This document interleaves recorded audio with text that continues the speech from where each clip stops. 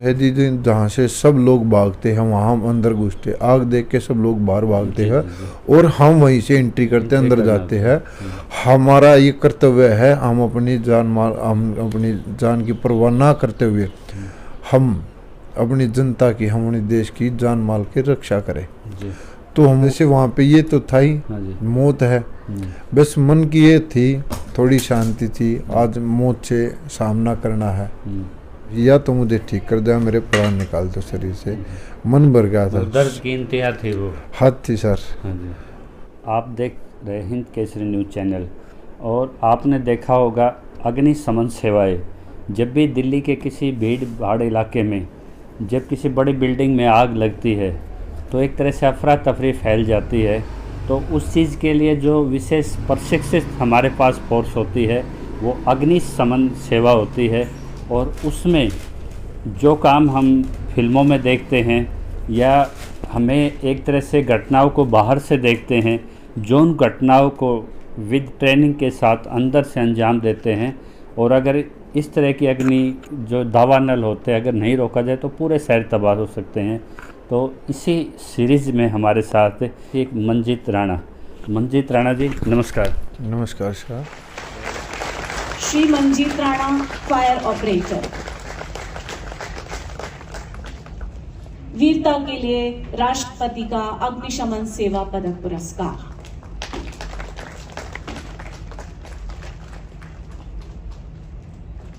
इसके पश्चात वीरता के लिए राष्ट्रपति का अग्निशमन सेवा पदक स्वर्गीय रतन जी ये अग्निशमन सेवा में राष्ट्रपति अवार्ड से नवाजे गए हैं।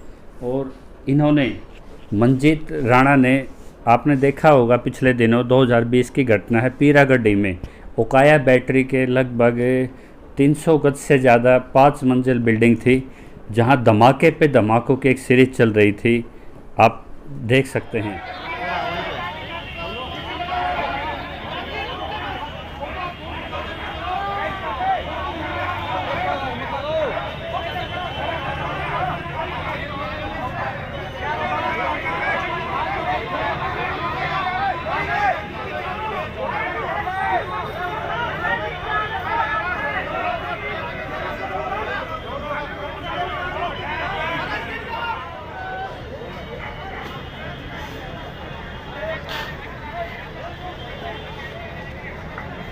और जिस तरह से इस बिल्डिंग के आपको दृश्य नज़र आ रहे हैं, मतलब कोई इसमें एंडलेस एक सीरीज़ थी।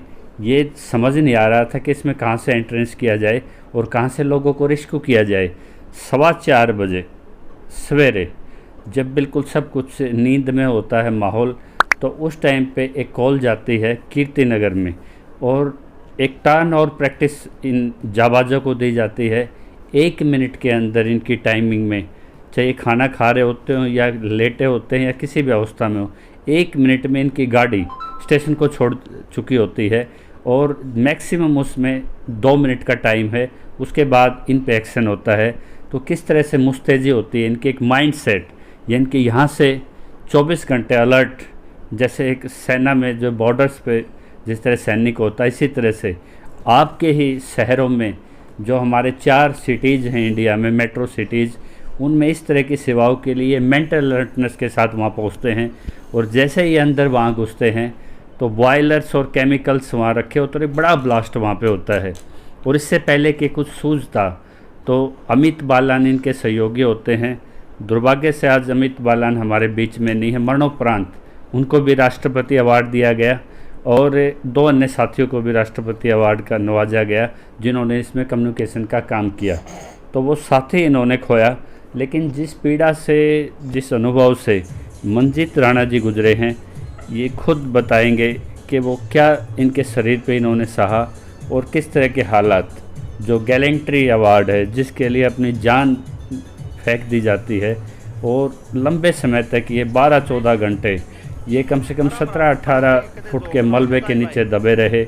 इनको पता नहीं थी, इनकी हड्डियाँ सेंसलेस हो चुकी थी, एक दर्द की एक इंतहा हो चुकी थी, लेकिन हौसला देखिए, ये बार बार अपने साथियों को रेस्क्यू कराने के लिए ये वो रेफरेंस दे रहे थे, बता रहे थे। तो मंजीत जी, वो समय आपको अब भी याद है? देखो जी, ये सारे समय सारी घटना बारीकी से याद है। हम स्टेशन पे थे, रात का टाइम था, सुबह 4:16 पे हमारे वहाँ पे कॉल गई, स्टेशन पे सायरन बजा। 1 मिनट के अंदर हमारी गाड़ी स्टेशन से टर्न आउट हो चुका था। जी। करीबन हम 15 मिनट के समय में दायरे वहाँ पे सीन पे पहुँच गए थे। जाते वहाँ पे हमारी गाड़ी लग चुकी थी। फिर हम जाने के बाद वहीं पे मैं और अमित बालन, एक हमारे लीडिंग फायरमैन थे हवलदार, और एक हमारे एसटीओ साहब थे, जो कि हम सीन पे जाके गए। और मैं और अमित बालन हम ब्रांच लेके उस साइड काम करने लगे। तो वहाँ पे धुएं की उससे काफ़ी परेशानी हो रही थी वहाँ से। विजिबिलिटी भी इफेक्ट होती है। हाँ जी। तो फिर हमारे इंचार्ज ने बोला BA शर्ट पहन के आ जाओ, जिससे थोड़ा रिलीफ रहेगा, धुएं से थोड़ा बचाव रहेगा, काम करने में समस्या नहीं पड़ेगी, ईजी रहेगा। तो वहाँ से BA शर्ट पहन के आए। हम फिर दूसरी साइड पे जा चुके। करीबन हमें काम करते हुए गए थे 40-45 मिनट। तो एकदम से इतने ज़ोर से ब्लास्ट हुआ, काफ़ी दूर तक उसकी आवाज़ गई थी। और भी जो हमारे मौके पर 35-40 गाड़ियाँ थी, मीडियम कॉल आई थी हमारे पास ये। तो धमाके के साथ कुछ अभाव ही प्रकट नहीं हुआ, हम कैसे बचे क्या नहीं, धमाका हुआ।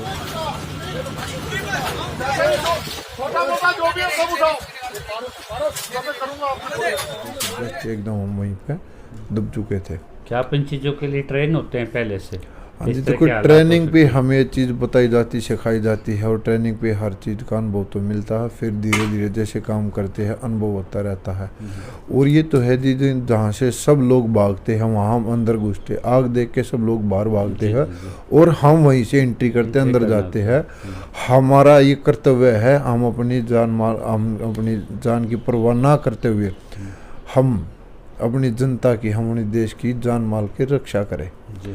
तो हम वो देखते हुए हम दोनों थे उस साइड सीन पे, हम अपना काम कर रहे थे। तो ब्लास्ट के दौरान एकदम बिल्डिंग कोलैप्स हो गई, जो कि जो साथी था अमित बालन, उसकी साथी था वो मेरे, उसकी बिल्कुल आवाज़ एक बार भी नहीं है। वो साथी तभी बेहोश हुए या डेथ एकदम से कितनी Sudden देर collapse बाद हो हुई। गए। हाँ जी। तो आपको तो क्या, आपकी स्थिति क्या थी उस वक्त? मेरी स्थिति, मैं होश में था, और दबने के बाद 2 या 3 मिनट के बाद मेरे पास, जैसे मैं थोड़ी आवाज़ लगा रहा था, बारीकी धीरे धीरे आवाज़ जा रही थी। तो मेरे पास हमारे स्टाफ के आए पहले, उन्होंने प्रयास किया, जगह थोड़ी थी। कितने हिस्से में दब चुका था आपका शरीर?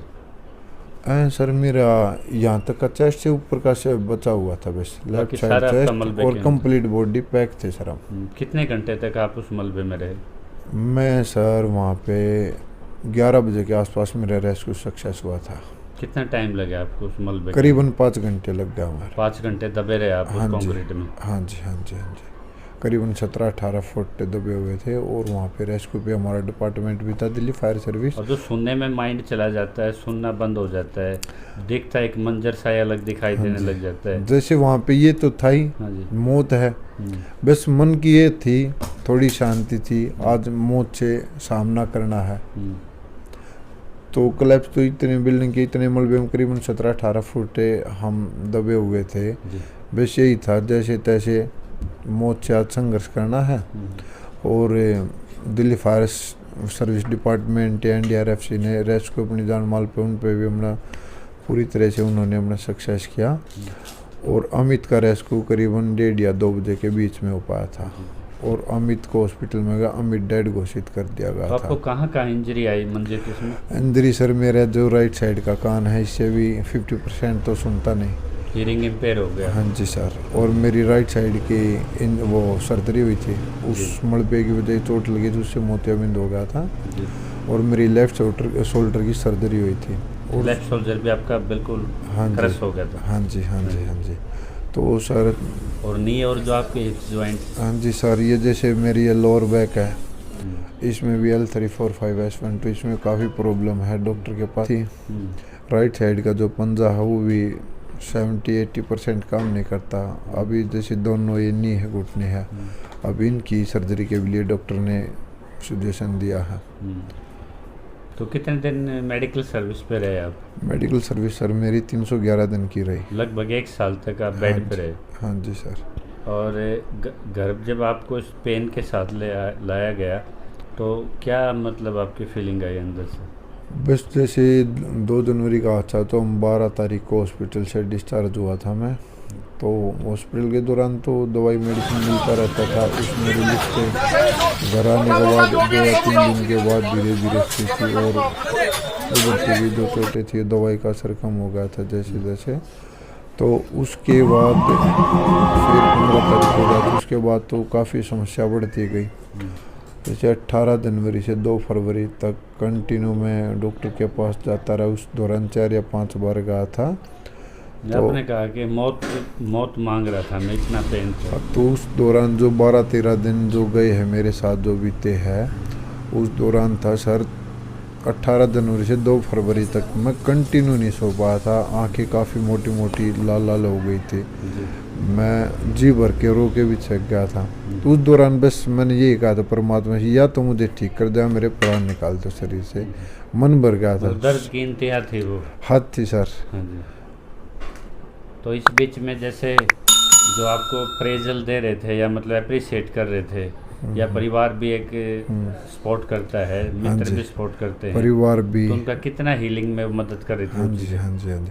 परिवार ने भी काफ़ी मदद की है। छोटे भाई थे वो भी काफ़ी मेरे साथ रहते थे और मेरी एक्सरसाइज करते थे। जो मसाज वगैरह मालिश वगैरह थे वो भी करते थे। और जो एक डॉक्टर था वो रिलेटिव भी था, उन्होंने काफ़ी वो किया।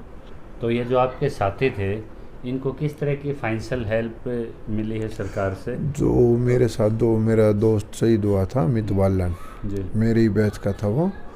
उन्होंने दिल्ली सरकार की तरफ से 1 करोड़ की शहीद का दर्जा मिला था और 30 लाख का बैंक की तरफ से मिला था। और एक्सिस कुछ बैंक के अकाउंट की उससे हमारा इंश्योरेंस था अकाउंट का सैलरी का, जी। उससे हुई थी। 10 लाख की एक ग्रेजुएटी वो मिली थी और 25 लाख की डिपार्टमेंट की तरफ से एक वो मिली थी। तो उसके करीबन 1 करोड़ 65 लाख रुपए मिल गए थे। जी जी। और उसको कोई रिप्लेसमेंट में अल्टरनेट नौकरी उसके परिवार से? नौकरी उसकी वाइफ जो थी वो ऑलरेडी यूपी पुलिस में जॉब करती थी। उसकी भाई की 1-2 बार फाइल लगी, वो रिजेक्ट हो गई थी, नौकरी नहीं मिल पाई।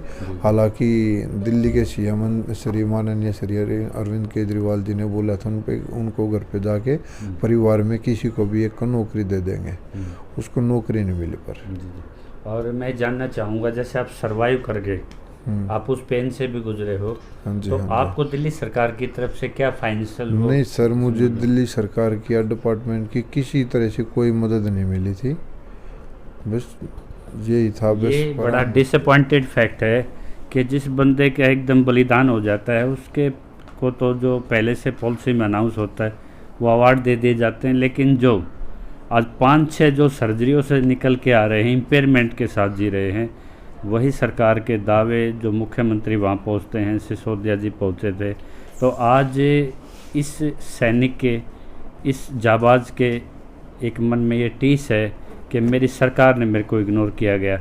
मैं जानना चाहूँगा, जब आप राष्ट्रपति पोडियम पे आपको अवार्ड दिया जा रहा था तो जो वो गौरव का क्षण था, कैसा महसूस हो रहा था आपको? वो बस सर वहाँ पे गर्व से बोल सकते थे हमने अपनी ईमानदारी से जो अपने प्राणों के ऊपर वो ना करते हुए निछावर किया था, तो हमें गौरवाद महसूस हो रहा। हमने अपने देश के लिए, अपनी जनता के लिए देखते हुए हमें अच्छा काम मिला और हम उस गौरव से सम्मानित थे, उसका हम शुक्रिया करते। तो एक तो पीड़ा थी जिसमें आप प्राण त्यागने के लिए परमात्मा से अपील कर रहे थे, एक गौरव था जिसमें आपको लग रहा था कि मेरे खानदान, मेरे परिवार, मेरे टीचर्स, मैं सबको एक मतलब एक ट्रैक दे के जा रहा हूँ गैलेंट्री का।